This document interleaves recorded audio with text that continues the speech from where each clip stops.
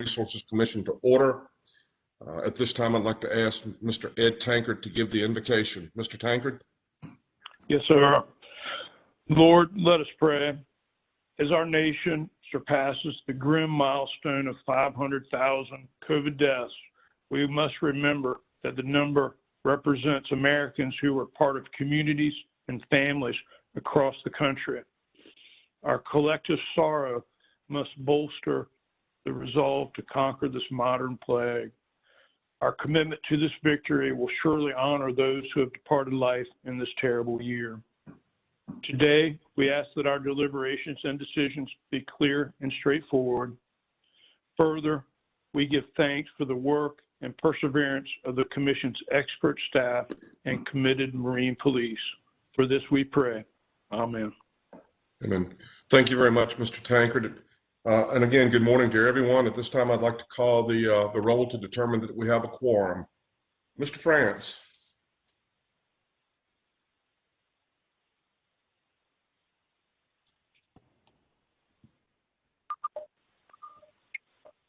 Aye. Thank you. Mr. Tankard? Aye. Mr. Zedrin? Aye. Dr. Neal? Aye. Mr. Ballard will be absent today. Mr. Minor?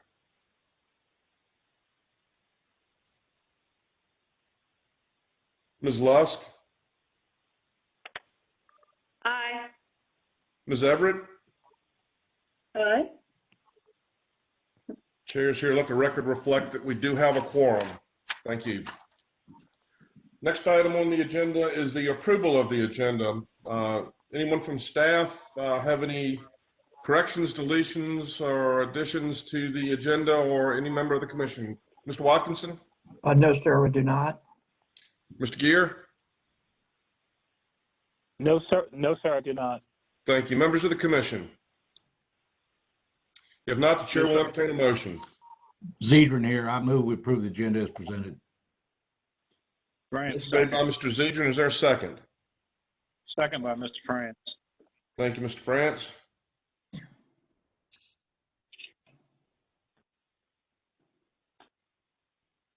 Call the roll. Mr. France? Aye. Mr. Tankard? Aye. Mr. Zedrin? Aye. Dr. Neal? Aye. Mr. Minor? Ms. Lusk?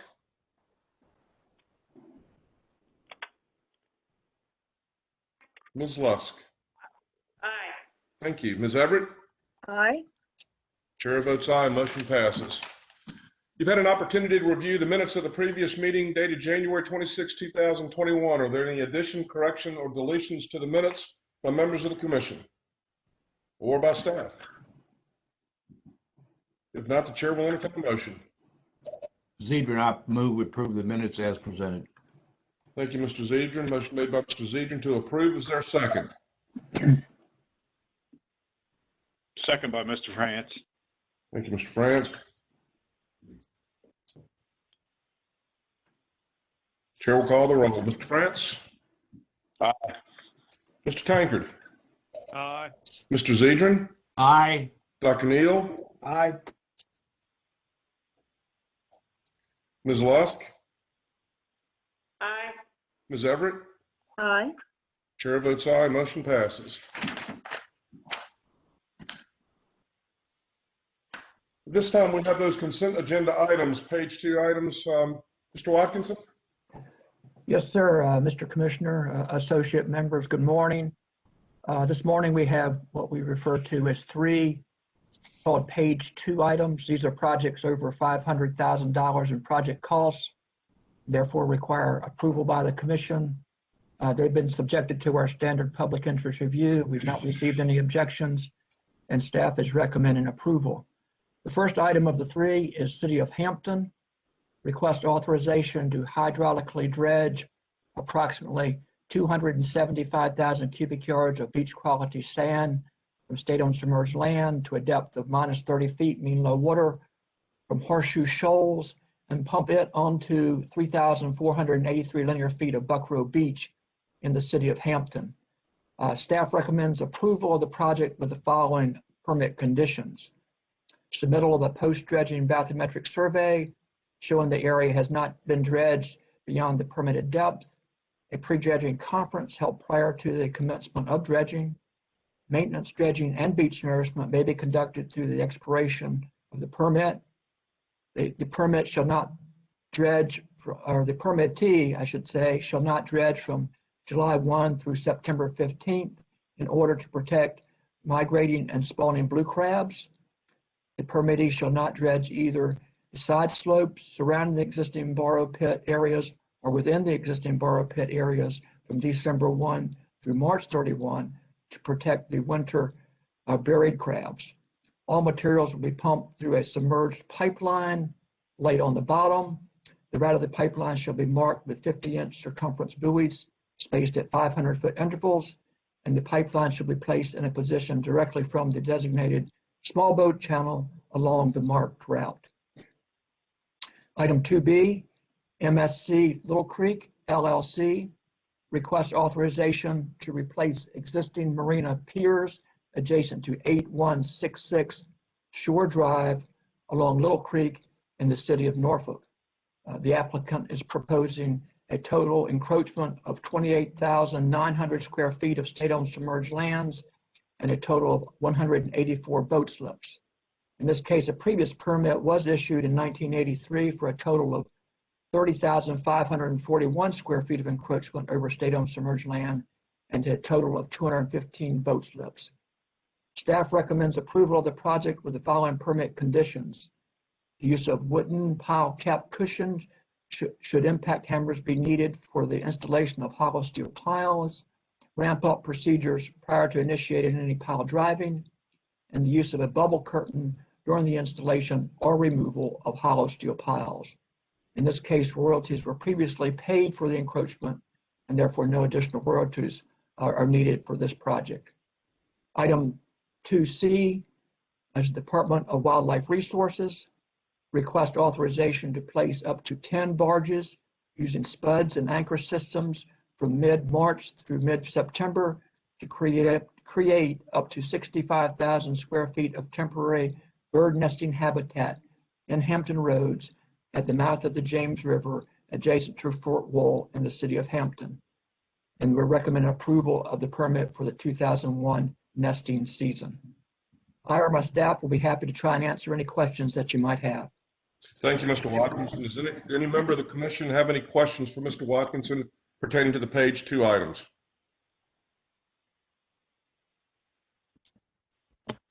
I just have one comment. So a lot of times we go through these items and don't mean that we don't take the time to note the detail, but particularly item 2C with our sister agency, Department of Wildlife Resources. This is a project that's worked really, really well. It was an initiative by Governor Northam, Secretary Strickler, DWR, Director Brown, and a number. And this has really worked out well as far as providing the nesting space for the birds while the construction is ongoing. It's worked out really, really well, and it's really, really a success story. So it's good to see that on the consent agenda item, consent agenda today. Further comments or questions? This is a public hearing. Does anyone in the public wish to be heard in support of this project? Is there anyone in the public that wishes to be heard in opposition to the projects? They're hearing none. The chair will entertain a motion. Move to accept page 2 items. Mr. France. Thank you, Mr. France. Is there a second to the motion? This is Dr. Neal, second. Thank you, Dr. Neal. Further comment? The chair will call the roll. Mr. France? Aye. Mr. Tankard? Aye. Mr. Zedrin? Aye. Dr. Neal? Aye. Ms. Lusk? Aye. Ms. Everett? Aye. Chair votes aye. Motion passes. Mr. Watkins, is there anything you'd like to bring before the commission at this present time, or would you like to wait till adjournment? I'm sorry, what was that? Is there any other matter that you would like to bring before the commission at this time, or anything that you'd like to bring up, or would you like to wait till adjournment? I could wait till adjournment. Thank you, sir. Next item is there any need for a closed meeting with the commission, but with counsel from the Attorney General's office? Ms. Block? No, sir.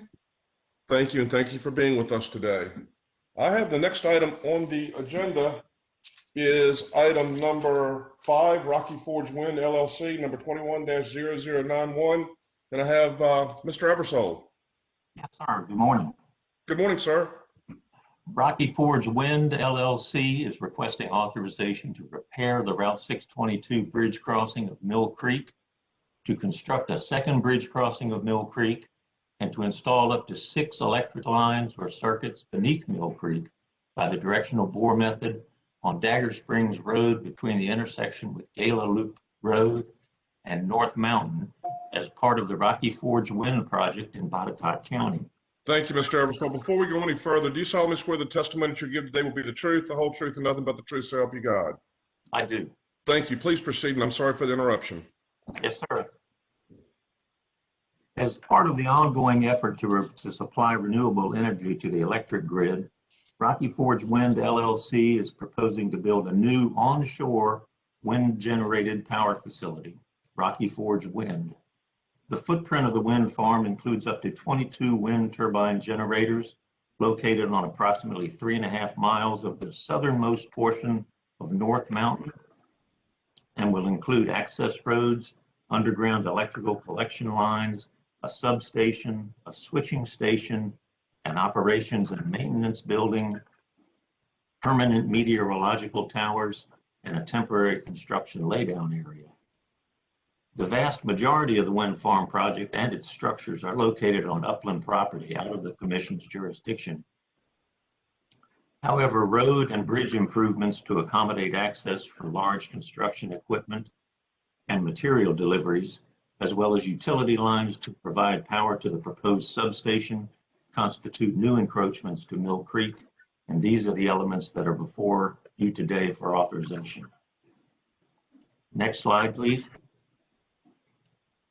The project's located in the northeast corner of Botetourt County in the western part of the state. Project is highlighted by the star. It's about 20 miles southwest of the town of Lexington and 27 miles northeast of the city of Roanoke. Next slide, please. This is a vicinity map provided by the applicant. The dark line running from the left of the slide, center left, heading east, is Dagger Springs Road. The 2 impact areas for the bridges to Mill Creek and the directional drill are highlighted in yellow. And then the project turns north-northwest and goes up the mountain to North Mountain, where the wind farm will be constructed. Next slide, please. Here's a little closer topo view. You can see the 2 impacts highlighted in yellow along Mill Creek. And then the project turns northeast and goes up. You can see Limestone Hollow that goes up to North Mountain. Mill Creek in the vicinity of this project has been designated a wild trout stream known to support both brook and brown trout species. The Department of Wildlife Resources recommends a time of year restriction for any in-stream work. Next slide, please. This is a plan view drawing of the Route 622 bridge crossing of Mill Creek. This will be a clear span bridge with no direct impacts to Mill Creek. Next slide, please. Here's another plan and cross-section view of the daggers of the Route 622 superstructure replacement. Again, you can see this is a clear span bridge with no direct impacts to the river. It's an existing bridge that they want to reinforce and resurface to support the additional weight of the equipment coming onto the site. Next slide, please. This is the plan view of the second new bridge crossing of Mill Creek, and also the 6 electric lines, which you see in the dark dashed black lines, 3 on either side of the proposed bridge. The applicant has not determined the exact location of the utility lines to cross beneath Mill Creek. It's also not been determined if the lines will be installed in 6 separate conduits or in 1 or 2 conduits. As such, the applicant is requesting a permit to allow 3 conduits on each side of the bridge to allow flexibility as the design progresses. Next slide. This is a cross-section showing the depth to which the conduits will be installed by directional bore method beneath Mill Creek. Staff has also suggested the applicant apply for an open cut trench method of installation in case problems are encountered with the horizontal directional drill. The applicant's engineer is currently considering this option. Next slide, please. Finally, here's a plan and cross-section of the second bridge crossing of Mill Creek. Again, you see it's a free-span bridge, clear-span bridge going across the creek with no direct impacts. And the bridge is, I believe, 5.5 to 6 feet above the bottom of the creek. Next slide, please. In summary, staff understands the applicant's desire to move forward with this innovative wind energy project, even as details on how electric power will be delivered to the project are being developed. Both the applicant and their agent, Stantec Consulting, have cooperated with VMRC staff to develop a permitting plan that allows for flexibility, especially concerning the installation of the electric lines to the project. Accordingly, after evaluating the merits of the project, providing flexibility to accommodate the uncertainty of utility location, and after considering all of the factors contained in Section 28.2, 1205A of the Code of Virginia, staff recommends approval of the project as proposed with the following special conditions. Next slide, please. 1, no in-stream work associated with the electric utility line installation by the open cut trench method shall begin until plans and cross sections are received and approved by VMRC staff. Number 2, a royalty in the amount of $522 shall be assessed for the 6 electric circuits in each of the 6 possible alignments crossing beneath 29 linear feet of Mill Creek at a rate of $3 per linear foot, and $870 for the bridge crossing encroachment over 580 square feet of Mill Creek at a rate of $1.50 per square foot. No royalty is proposed for the improvements to the VDOT bridge crossing Route 622. Number 3, all areas of state-owned bottom and adjacent lands disturbed by this activity shall be restored to their original contours and natural conditions within 30 days of the date of completion of the authorized work. All excess materials shall be removed to an upland site and contained in a manner to prevent its re-entry into state waters. Erosion and sediment control measures shall be in conformance with the 1992 third edition of the Virginia Erosion and Sediment Control Handbook and shall be employed throughout construction. Next slide, please. The in-stream construction activity shall be accomplished during low flow periods and within cofferdams constructed of non-erodible materials in such a manner that no more than half the width of the waterway is obstructed at any one time. The permittee agrees to abide by the frack out monitoring and response plan that is attached to and will become a part of this permit. And finally, a time of year restriction shall be in effect protective of brook and brown trout. No in-stream work is allowed between October 1 and March 31 of any year without written approval from the Department of Wildlife Resources. With that, I'd be glad to take any questions you have. I know the agent, Stantec, and several members of the applicant are present at the meeting if you have any questions for them. Thank you, Mr. Eversole. Very good presentation. Any members of the commission have any questions for Mr. Eversole?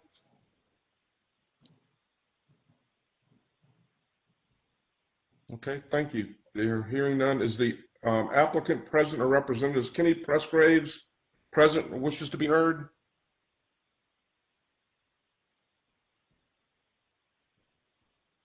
Jen, is the microphone open for anyone? Yep, I just unmuted Mr. Pressgrave's phone so he can speak. Mr. Pressgraves, do you wish to address the commission? Good morning. I have nothing to add. Thank you. Rachel Roberts?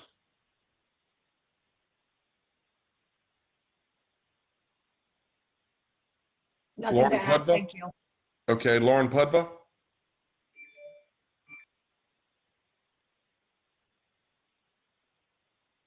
Okay, thank you. Is there anyone else in the public that wishes to be heard in support of this application?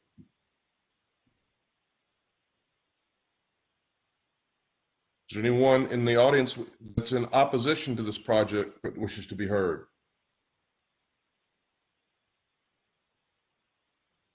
Hearing none, the matter is before the commission for action.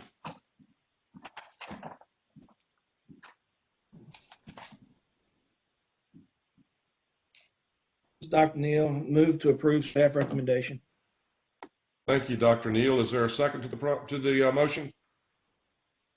So moved, Ed Tankard. Thank you, Mr. Tankard.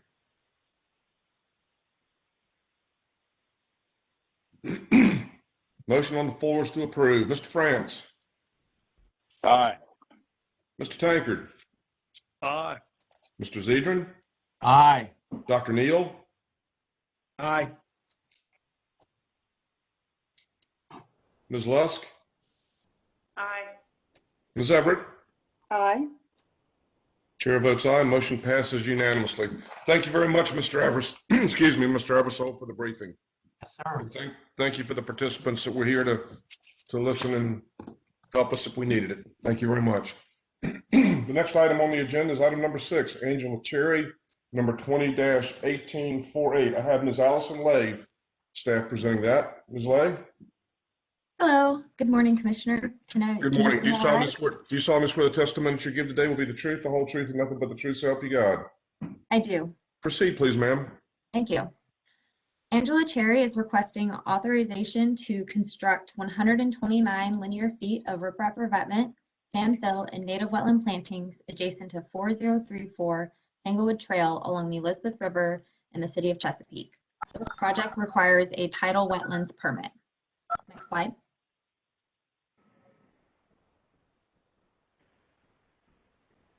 This map shows the location of the project along the eastern branch of the Elizabeth River. Next slide. Can someone please, Ms. Lay, just a minute, can someone please make sure that they're muted? I hear a telephone keyboard being punched, and I don't think you want to be on a public meeting if you make the connection. So please make sure that you're muted unless you need to speak. Thank you. Proceed. Thank you. Yep, thank you. This is an aerial view of the project. You can see there is a little cove that the property contains. Next slide, please. This is a plan view drawing of the project. The applicant is proposing to construct 129 linear feet of riprap revetment, as well as plant native wetland vegetation in front of portions of the riprap to enhance the existing marsh. Next slide. This is a cross-section drawing showing the northern portion of the project where the structure will meet the adjacent property's bulkhead. Loose brick and debris will be removed and used as core material as suitable. Granite riprap will then be placed on top. This cross-section also shows some of the Spartina alterniflora plantings that will be channelward of the riprap revetment. Next slide. This cross-section drawing shows the project as we move further south along the shoreline. This area has an existing Spartina alterniflora marsh that will not have any riprap placed on it. There are some salt bushes at the top of the bank that will be impacted by the project. Next slide. This cross-section drawing shows the end of the project that is most protected in the cove. The uplands will be graded for the placement of the riprap and the creation of wetlands in front of the riprap. The existing non-vegetated area will also be planted to enhance the existing marsh. Next slide. This is a site photo starting on the northern end of the project, where you can see the adjacent property's bulkhead, as well as the applicant's existing rubble that was placed along the shoreline. Next slide. This photo is taken from the north end of the project, looking into the cove. Here you can see some of the existing rubble along the shoreline, as well as the existing wetland vegetation. Next slide. This is the photo showing the corner at the end of the riprap revetment. The riprap will be placed behind the wetlands at this location, and the area channelward of the proposed revetment will be graded down to create 36 square feet of vegetative wetlands to compensate for the 31 square feet that will be lost during placement of the riprap revetment. The PVC pipes shown in this photo are the toe of the revetment, and the flags show the top of the revetment. Next slide. The proposed impacts for this project are 31 square feet of vegetative wetland loss, 283 square feet of non-vegetative wetlands converted to riprap, 117 square feet of non-vegetative wetlands converted to vegetative wetlands, and 36 square feet of new vegetative wetlands created from upland. Next slide. The applicant chose not to use a living shoreline because they believe the property line is too close to the shoreline on the west side of the property. There is boat traffic in the area. The adjacent property has a bulkhead, and removing the existing riprap to construct a living shoreline would be too costly. Next slide. The Virginia Institute of Marine Science recommends that a living shoreline aspect be incorporated into this project. They recommend that the riprap revetment transition into an oyster castle or oyster bag sill channelward of the existing vegetation. The sill could then transition to core logs or only plantings once within the cove. The return wall and rock placed at the south end of the project would be appropriate to support the existing outfall and provide scour protection. The existing rubble could be removed by hand and the upland bank stabilized with high marsh and riparian plants. Ideally, the bank would be graded, but due to the narrow property, there is not much room to do so. Next slide. The applicant believes that the existing riprap would be too difficult and costly to remove from the wetlands. Having a riprap revetment over the existing rubble would allow the rubble to be covered without the burden of removing it. Staff considers the riprap revetment on the north side of the project adjacent to the bulkhead to be appropriate, but would like to see the revetment transition into a sill to prevent impacting the high marsh vegetation and enhance the existing marsh. Staff believes the portion of the project to the north of Point F on the plan view drawing is reasonable to protect the shoreline from erosion given the constraints of the corner created by the adjacent bulkhead. The portion of the riprap revetment south of Point H is outside of the Wetlands Board's jurisdiction and therefore does not require a permit from us. Accordingly, after evaluating the merits of the project and considering all of the factors contained in 28.2-1302-10B and Section 28.2-104.1 of the Code of Virginia and the Wetlands Mitigation Compensation Policy and Supplemental Guidelines, staff recommends denial of the portion of the riprap revetment between Point F and Point H on the plan view drawing and approval of the remainder of the project. Next slide. This is just the plan view drawing showing those portions of the project that staff recommends.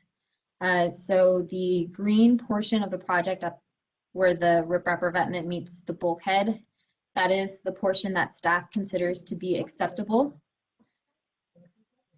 And the red portion is the portion that staff is recommending denial of. The yellow portion is the portion that's is above the wetlands and outside of our jurisdiction. I'm happy to take any questions you have. Okay, can you please put up the ground view drawing showing the area that you're recommending against, where that riprap and stuff is there? Yep. Oh. You want the site photo? I want the actual, not the plan view. I want the actual picture of the location. Okay, so if you No, actually ground view, on the ground looking at it. If you keep going off. Yep, keep going forward. Should be one more photo Yep. further. That's it. Yes, that's it. All right, thank you, Ms. Lay. Do any members of the commission have any questions for Ms. Lay? Cedron here. Mr. Zedrin, proceed, please. Across this little cove, what kind of bulkhead is that where the jet skis are? That is an old, I believe it's a timber bulkhead, if I remember correctly. And then that is on the adjacent property. and does it run right behind that grass around to the other house to the right? Yes, so the bulkhead is behind the wetland grass across the cove from the applicant's property. So why won't you let him or this person improve his side of the bulkhead? Why are you denying that when you already have a bulkhead on 3/4 of it? So the bulkhead that is across the cove is a different property owner, and they did not request to improve their shoreline. The only property that has sent an application to us is the one that I have presented today, just that stretch of shoreline where they're proposing the riprap. And staff believes that the existing property could have a living shoreline incorporated into it, despite there being a bulkhead across the cove. We still think that a living shoreline could be incorporated. My point is, why don't you let it be consistent so that it looks, good? I mean, why have just a existing shoreline just on this little teeny piece here? Ms. Lay, if I can interject. Go ahead. Mr. Zedrin, you will recall that several months ago, we received some guidance that pertained to living shorelines and the need to create living shorelines.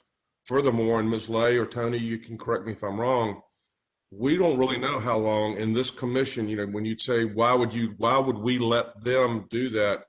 This commission likely, that timber bulkhead looks like it's been there a long period of time, and I'm not sure, the Chesapeake Wetlands Board was in place up until, I'm not sure what year.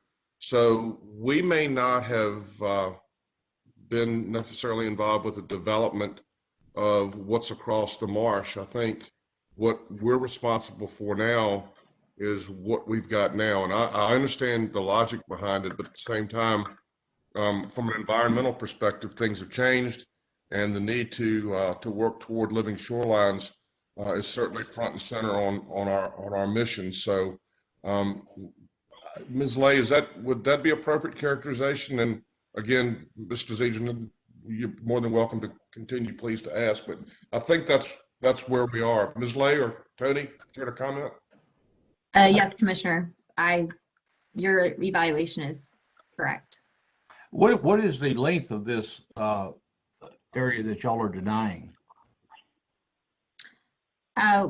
We did not calculate a specific length. We just used the points on the drawing that the applicant and agent provided to us as good points of reference to have a good visualization of what we thought was appropriate to approve and deny. All right, thank you. Thank you, Mr. Zedrin. Further questions? Mr. Commissioner, this is Yes, Tony. sir. Mr. Watkinson. I think it's important to add to Allison's comments and yours as well with regard to the living shoreline aspect of the project, and our recommendation that a living shoreline be included in the design.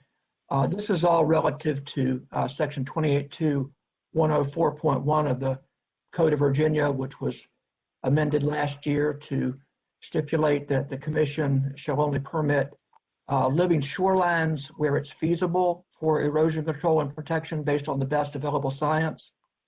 In this case, we have recommendations from VMRC that we would treat as such.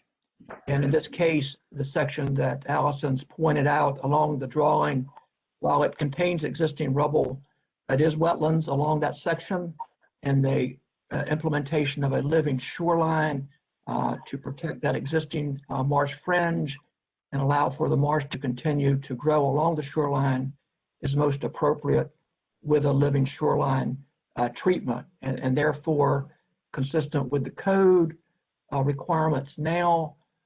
That is the reason we are recommending that nothing else be permitted along that section unless it incorporates the living shoreline elements that Allison's described based on the VIM's recommendation.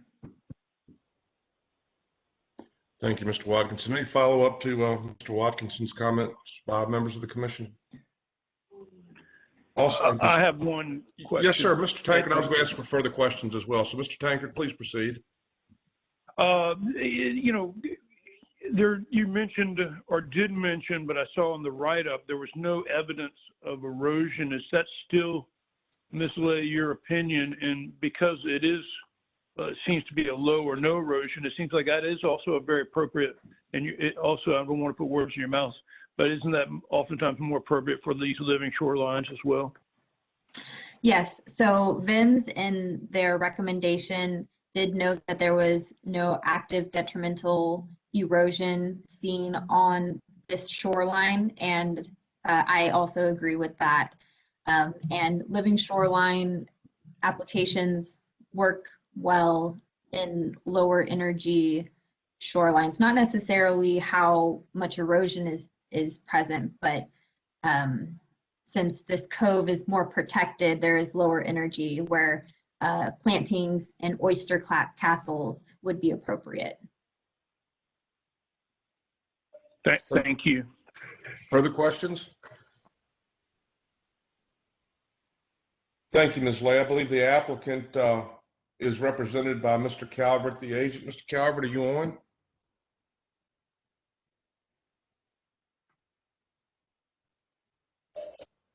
Yes, sir, I am. Mr. Calvert, do you wish to address the commission? Yes, I do. Thank you. Do you solemnly swear the testimony you'll give today will be the truth, the whole truth, and nothing but the truth, so help you God? Yes, I do. Can you proceed, please, sir? And good morning. Thank you, Commissioner Bowman and members of the commission. Thank you for the opportunity today to appear before you and represent Miss Angela Cherry at this property. Allison did a great job, and I appreciate her work always with staff as we move forward with this submittal. I think what we've come to the agreement here is there's an area in the middle that is subject to denial at this point. So I'd like to go ahead and give you just a little background and then continue further with that. This is an existing property that the owner, she grew up here and has taken over since her parents has passed and is trying to come in and clean this up. We looked at this more of a repair and maintenance of an existing revetment than we did considering it shoreline stabilization.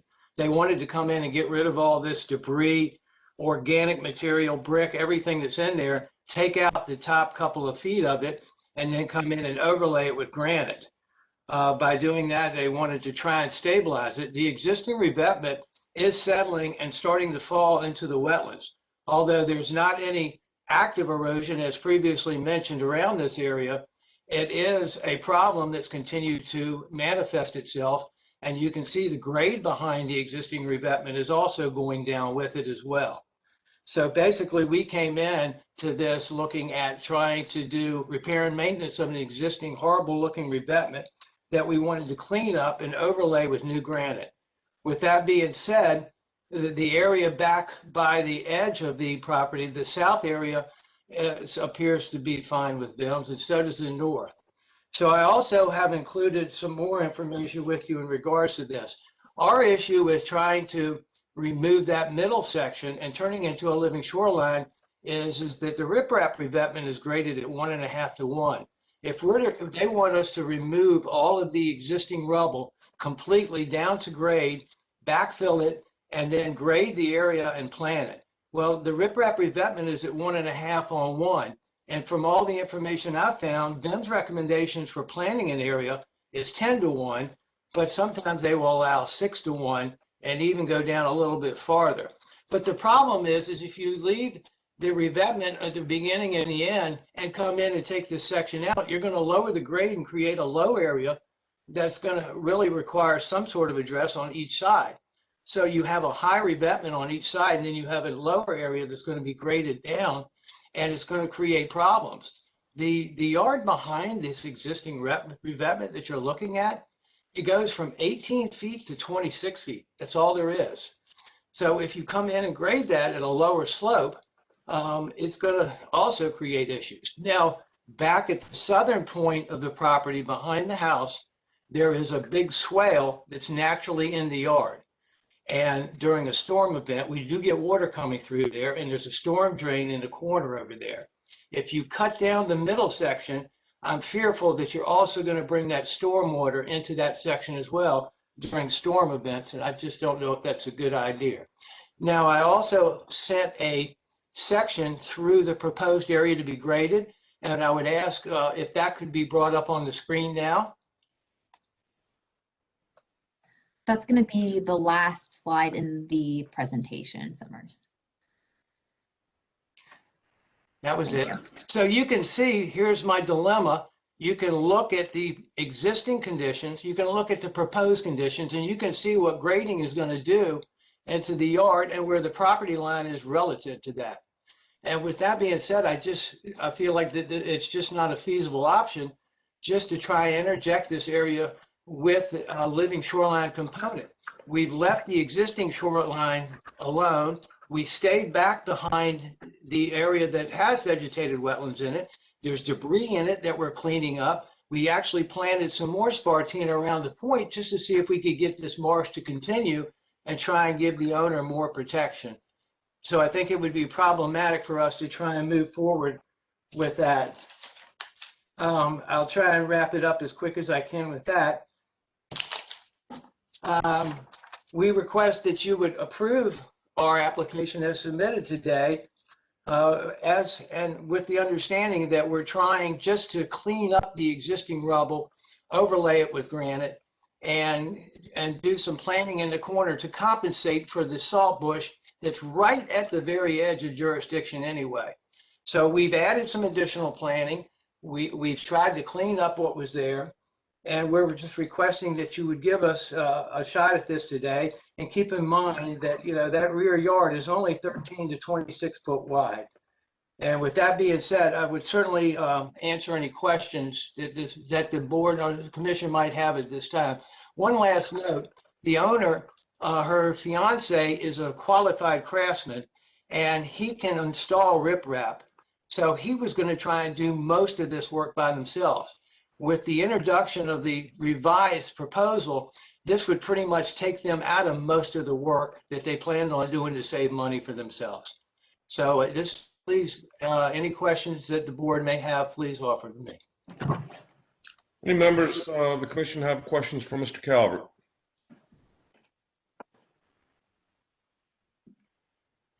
Yes, I have a question, Ed Tankard. Mr. Tankard, please. I'm having a hard time understanding the dynamics of the width that you mentioned, sir. You mentioned the width of the lot was 13 feet wide. Help me here a little bit. Now the width, there's a strip of land that runs behind the revetment out to the point. It goes from 14 feet to 26 feet, I believe, or the 13 feet to 26 feet wide. That's it. That's the area behind the revetment that they're requesting us to grade that you can see in that existing condition section on the top of your screen. So yes, in one case, it would be beyond the yard. Further questions, Mr. Tankard? No, thank you. That helps me. Thank you. Further questions by members of the commission? Yeah, Christy Everett. Ms. Everett, please. Thank you. Hello, Mr. Calvert. So the slope of 6 to 1 concerns your client due to encroachment into the property line. Is that what the statement was? Well, yeah, and the loss of their section of yard that they would like to continue to use that would be planted. Okay, because to me, the proposed section looks like even the 6 to 1 would not significantly encroach upon the property line from the drawing that's on the screen now.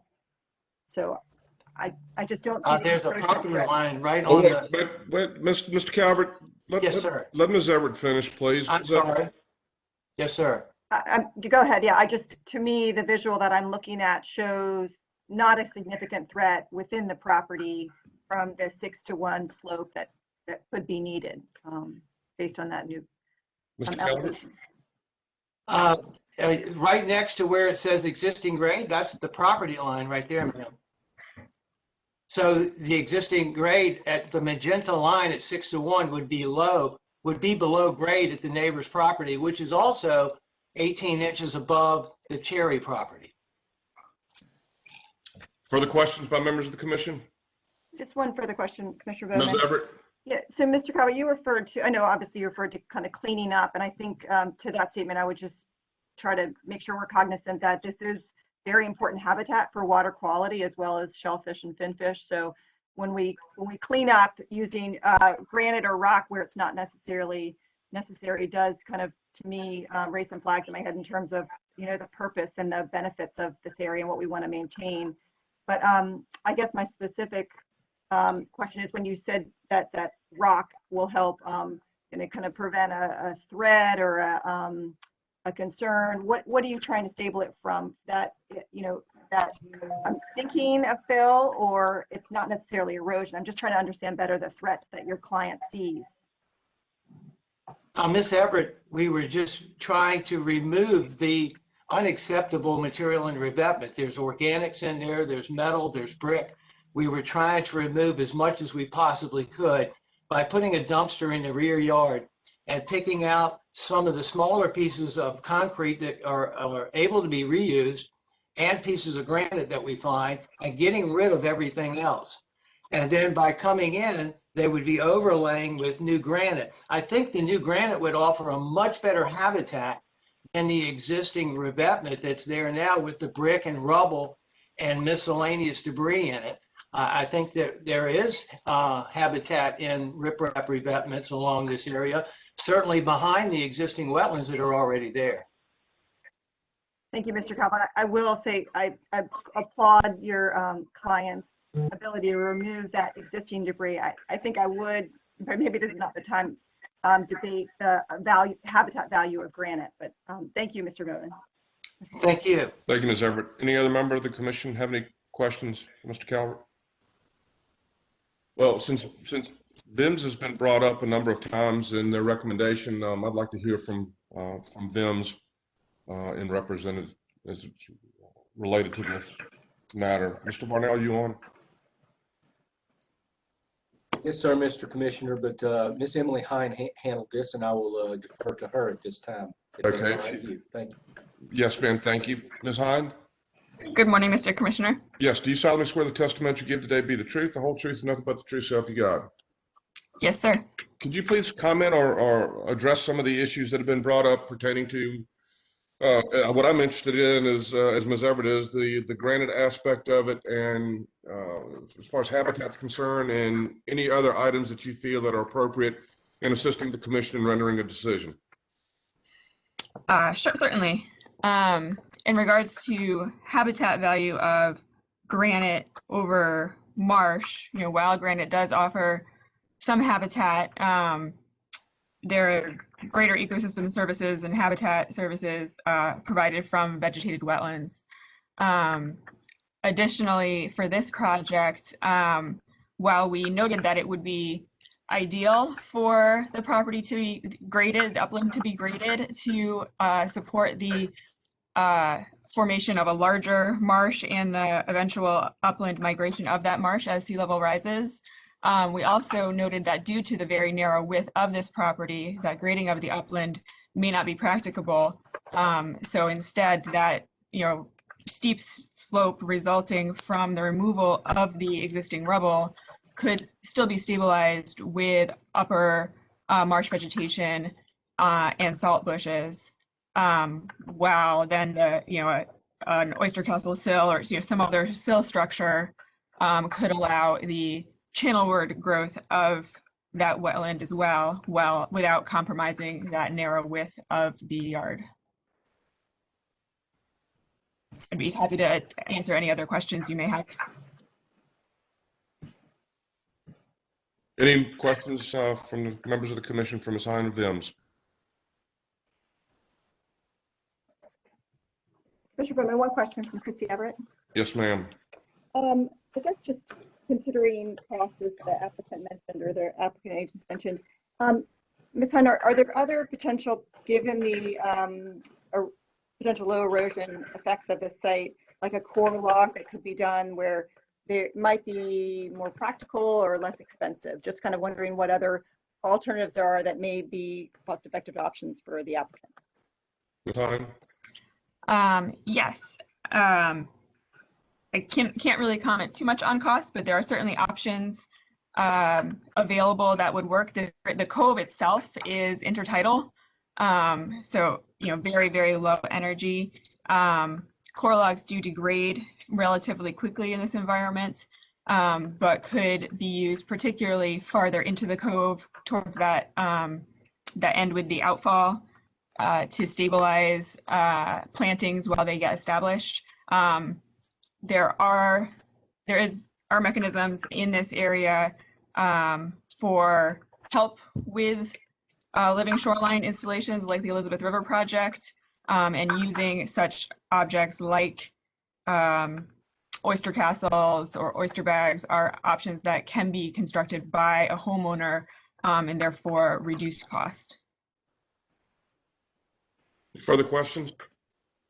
Mr. Calvert, in a matter of fundamental fairness, do you have any comments in reference to Vims's comments? Yes, certainly, Commissioner. Thank you for this opportunity. I do agree with Emily that marsh is better than granite, but I also would argue that granite is much better than the existing revetment that's there now. So this would certainly clean this area up, and that was our intent. We only tried to work within the limits of the existing revetment and repair that area. We weren't trying to go outside and go beyond that. The property line is very close outside the existing vegetated wetlands to remain. And there's also a storm drain in that corner, which has cleared a path through that area as well. So that's all we were trying to do, is to clean up the existing wetlands, take the debris out of it, get rid of that horrible revetment, and in the meantime, try and do what we could to clean up the backyard and put in supplemental plantings to make sure we had no loss of any wetlands on this project whatsoever. And once again, I would just reiterate, with a lower level like that, it's just going to be a very problematic backyard to have a middle section that's lower than the front and the rear areas. It's just going to be subject to some unusual flooding conditions, and that's all I would be leery of. And thank you for the time that you gave me to respond. Yes, sir. Any other questions for Mr. Calvert by members of the commission? Thank you. This is a public hearing. Does anyone else wish to be heard in support of this project?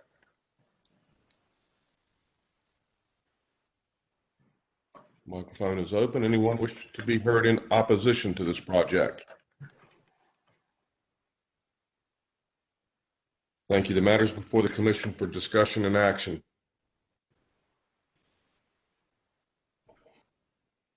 Christy Everett, I'd like to suggest a motion for the staff recommendation of denial of F through H in the plan view. Motion made by Ms. Everett to deny. Is there a second to the motion?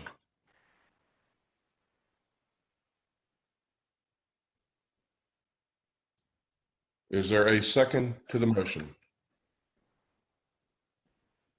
This is, I guess I want clarification of the motion. Is she basically recommending staff recommendation? That's what I understood, but Ms. Everett, is that what Yes, you said? correct. Thank you for Dr. Neal. That's correct. All right, then I'll second that. And I believe Mr. Minor is with us now. He's having some technical difficulties, just for the record. Seconded by Dr. Neal. Further discussion? I will only say that I think, as always, Mr. Calvert has done an excellent job representing his client. I think this issue, comment came up, I think a lot of it has to do with cost, but at the same time, we also have to be very, very conscious from an environmental perspective of our duties pursuant to the code changes that have been made and the the need to ensure that living shorelines are the preferable method upon which to proceed. And I think that's what this motion does at this juncture. Call the roll. Mr. France? No. Mr. Tankard? Aye. Mr. Zedrin? No. Dr. Neal? Aye. Mr. Minor? Aye. Ms. Lusk? Aye. Ms. Everett? Aye. Chair votes aye. Motion to accept staff recommendation passes. Thank you to everyone involved for their participation. Mr. Calvert, again, thank you for the good job as you always do. Greatly appreciated. Next item on the agenda is public comments. This is an opportunity for those in the public wish to be heard on matters that are not on the agenda. If Ms. Matson would open up the microphone, does anyone in the audience wish to be heard in public comments? Yes. Could you state your name for the record, please? My name is Alto Elliott. Okay, Mr. Elliott, proceed with your with what you'd like to address and advise the commissioner. Yes, good morning to everyone, Commissioner Bowman and the audience. Yes, I came before y'all in 2018 about my oyster license. I've been a waterman all my life. All my life, I know every rock in James River. And when Jack was there, Jack was a good guy. He knowed about it. I got 4 kids, 4 grandkids, and a home. I built out the James River. Worked hard all of my life in the James River. I had a heart attack in 2010. They put 5 stents in my heart. Came back in 2015. Worked 3 days right up at the lighthouse up there off of Burroughs Bay. Had a heart attack right there. Peyton Jones, he had to come out from the beach to get me because he said he know that won't me sitting in one spot because he know I know the river. Y'all denied me. When Jack was a commissioner, before you came in, Steve, I got letters, news let me know every change that it was in the river. Once you became the commissioner, all of that stopped. And I feel like I've been denied. I've talked to the head lady in Richmond and told her. Me and you had a little disagreements in the hospital one time, and my wife was getting operated on, and your family member was there. But what you are forgetting, I'm a man just like you are. I treat people like I want to be treated. Excuse me, Mr. Elliott. Mr. Elliott, I'm not familiar with what you're talking about your. I mean, look, I'm coming before the commission. I don't forgot that. I'm just telling y'all what I feel when I do. This is the second time that y'all have denied me since you have been the commission. And I mean, if I knew everything was changing, that's how I take care of my family. I don't like to live off the state and live off everybody else. I made it in my mind to retire out of the water because that's what my daddy wanted before he passed. My daddy raised 9 boys and 3 girls out of the James River, Nassau River. And I'm coming to the commissioners and asking y'all today, will y'all find in your hearts the guy that led the prayer, that's a prayer that I like, when he said about these people, this world has gone to a hell in a hen basket. And I'm asking y'all to consider in your hearts to let me come back and take care of my family. Because if I know that all of these regulations and stuff were changing, if I was getting news letters, I would have been there and done it. Because I'm not a person that run away from my problems. I help my family. I take care of my family. And these little bit of food stamps they give me, I don't like that. And a little bit of money they give me for general relief, that's money that I'm taking from your grandkids and somebody else's. I want what I pay taxes in.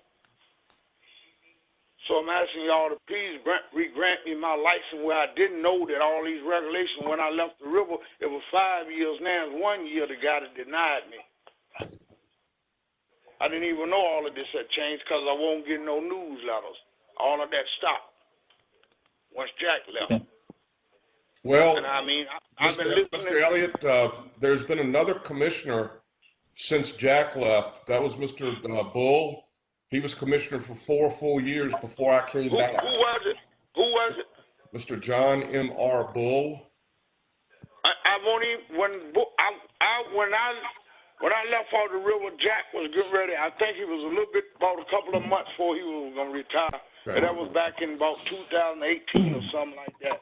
But my And point, that's when my point is that I haven't done anything since I've been back as far as any actions relates to your license at all.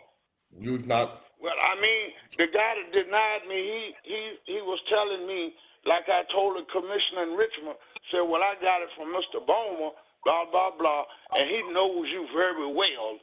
I said, well, I know him very well, too. Okay. Mr. And he turned it on like that, Yeah. but I didn't even want to go through that. Yeah, Only Mr. thing I'm asking the board is to grant me my license so I can go back to work to take care of my family. All right, thank you, sir. Mr. Gear, can you give me a briefing or give the commissioner a briefing on this matter? Yes, we have a quick presentation on this if you want to look at that. Mr. Please. Elliott, he submitted a exception to delay the commercial registration form. It was received on December 2nd. His application stated he had a medical issue, as he said, and he wants to get his license back. Under Chapter 4 VAC 20-610, Section 30, exceptions to the 2-year delay may be granted under certain medical and military conditions, but it's only for the preceding year. Mr. Elliott's request was denied on January 25th on the grounds he did not have a license in 2020. Staff had several conversations with Mr. Elliott, informed him that he could come before the commission as he did. So that's why we're here today. I provided all this in an information package to you. If you go to this slide, just to give you some quick background, slide before that, please. Everyone has to renew their license by April 30th of each year. If you don't renew your license, you go back into the 2-year delayed status. That hasn't changed since 1993. However, individuals can have exceptions to certain medical and military circumstances. Next slide, please. Next slide. I believe what Mr. Elliott is referring to, prior to 2015, you could get an exception for up to 5 years if you had significant quantities of gear in the water for at least the last 2 to 5 years. And in 2014, it was noticed that there was a lot of issues with this, that folks were basically, a waterman would give an affidavit that another waterman was working with him, and he would be granted a license. When we checked, neither one of them actually worked that particular year or on that year at all. So there was a lot of issues. This was a very ambiguous regulation. So next slide. In July 2015, the regulation was amended, Section 30 of this of 610, where the applicant had to purchase purchase their CFLR during the preceding year. So, and if they didn't, they can get an exception, but they had to have, it was only for medical and military orders. If it was a medical reason, you had to provide a doctor's note, and if it was military, you had to provide your military orders. So, Mr. Elliott's concern is that he kept saying that, it was a 5-year period. And when I talked to him, I said, no, the law changed in the regulation changed in August of 2015, and it's only 1 year now. And he claims that he didn't get anything because he wasn't licensed. Go to the next slide, please.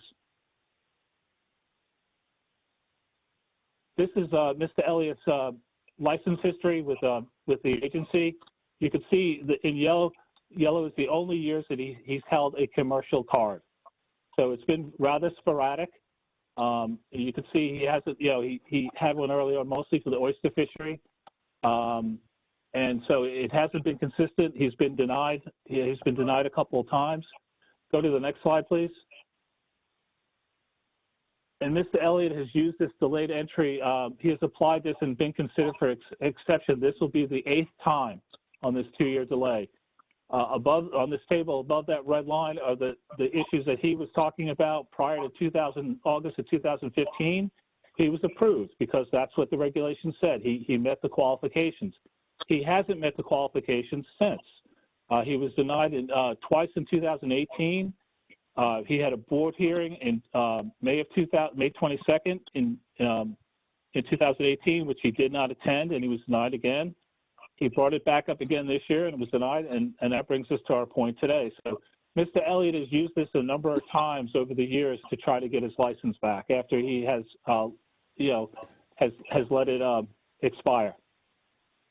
And so, the conflict he has is he says he's not receiving the materials, but he's not receiving them because he's no longer licensed. We don't send information to unlicensed watermen. Okay. Thank you, Mr. Gear. Any members of the commission have questions of Mr. Gear?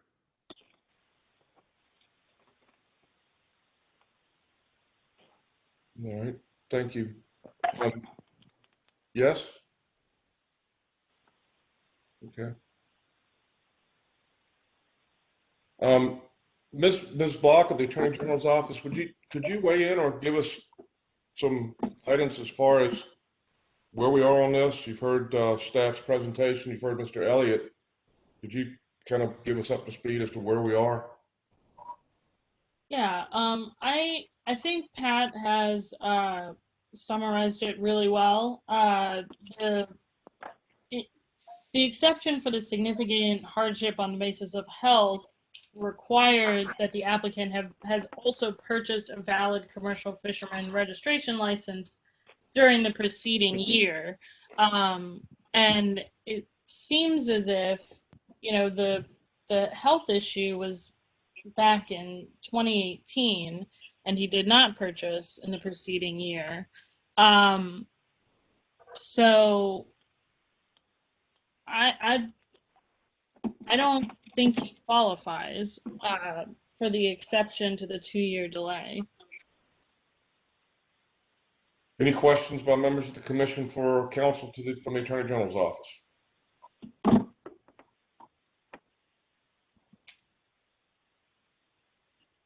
Hearing none, the chair, at this juncture, I think we've been advised by Ms. Block very clearly of where we are. Any comments by members of the commission?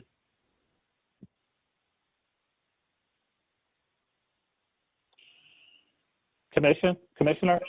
Yes, Mr. Geer. I have one more comment. We looked through his harvest records, and he has no harvest records for the entire since he's been licensed. He has always reported no activity, either as a primary harvester or as a helper. Okay. So there's no records of any harvest reported to us. It's always been no activity. Okay. Mr. Elliott, you've heard the comment by staff and by the Attorney General's representative. Do you have any further comment you'd like to make? Yes, I do. All right, Mr. Bowman, when he was saying a while ago in 2008 and 2015, like I explained to the commissioners, I got sick. And when he's saying about he's seeing no activity, I was working with Mr. Peyton Jones that had his license. And I had to have a license in shaft tong because that's what I had, shaft tong and license. So why would I turn it in and I was working with him? You know what I'm saying? He was on his boat. I didn't have my own vessel then. And when I got sick, it was in 2016 when I had my first heart surgery. I came back. Then in 2018, I did it. And he was telling, like he said a while ago, I've been had my oyster license ever since it was $10 when you used to buy them at Mr. Butler's. Yep. Go tell him go back then. I've been on the water all my life. All of these regulations is changing, like I told the commissioner in Richmond. It ain't no such a mess that he talking, because I won't even in the river, and I'll put my wife on the phone right now. When Jack used to send me everything that happened in the record, because it's the law.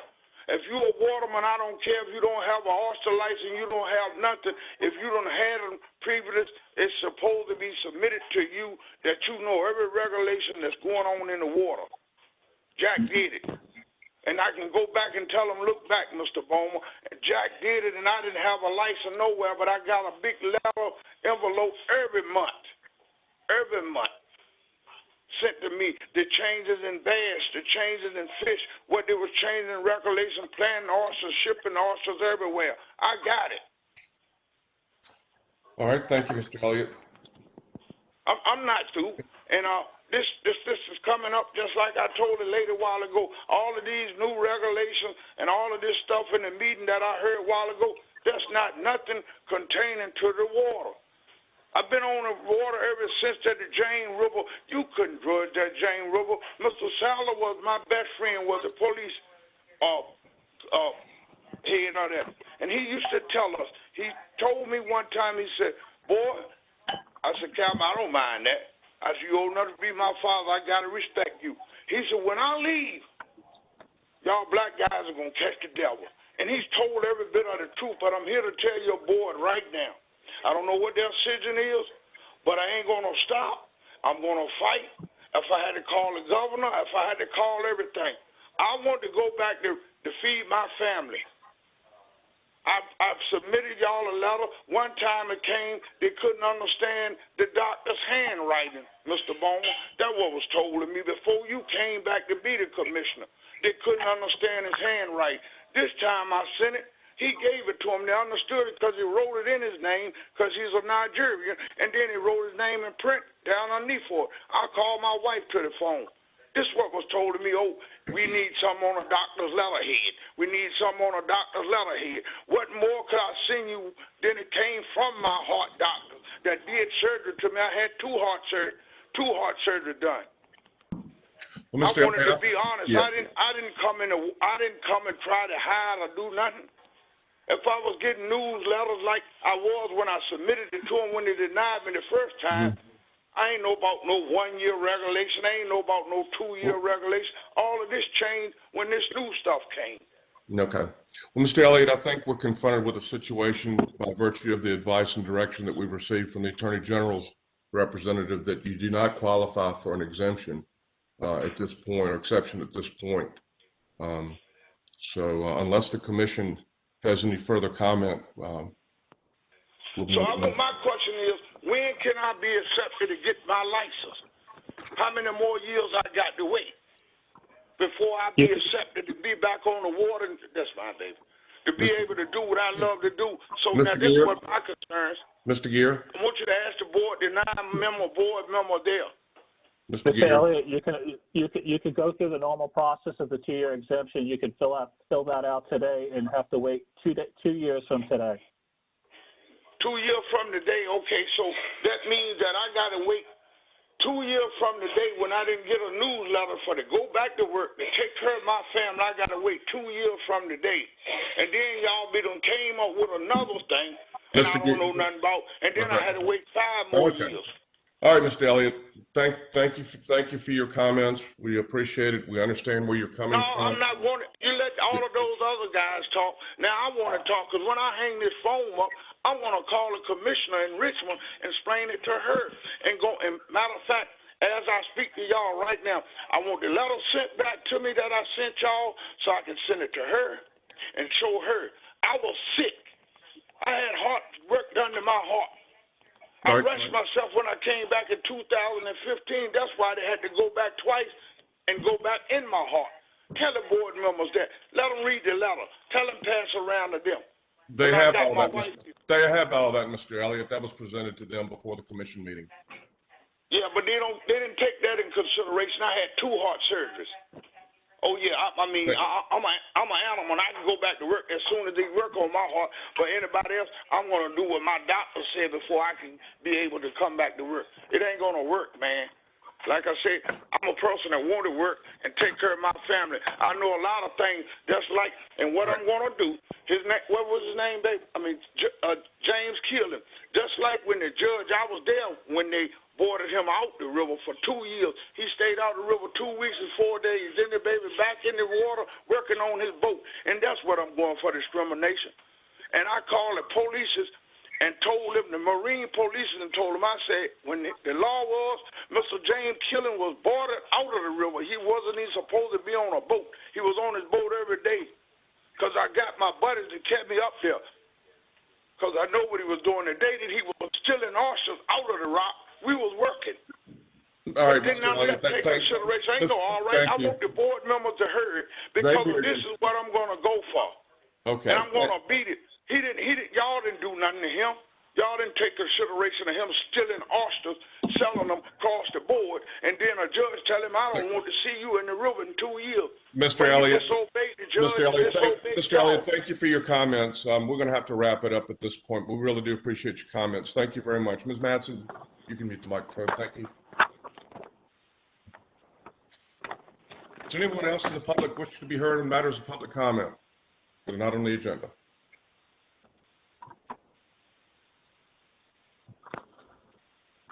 All right. Next item on the agenda is item. I'm sorry? Mr. Commissioner, I think this would be a good time to do something that you and I have talked about previously before we get into other public hearings. Is that okay with you? Okay. You know, in fisheries, a lot of our stakeholders are accustomed to doing business with us by coming into the office, which we haven't been able to do for the last 11 months due to COVID-19. My staff have done a great job of finding solutions to this problem and every problem we've faced the last 11 months. And for that, I'm very proud and I'm very grateful.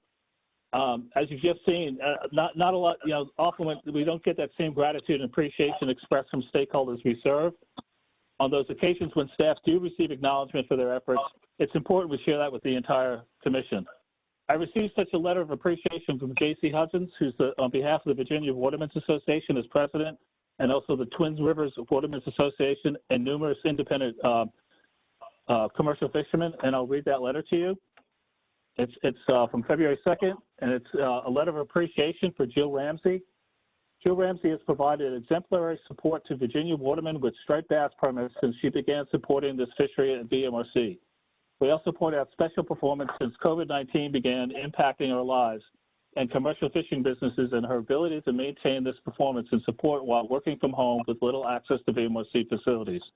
Her expertise managing our individual quotas, issuing tags, executing quota transfers, and all other functions of administering this fishery is absolutely outstanding.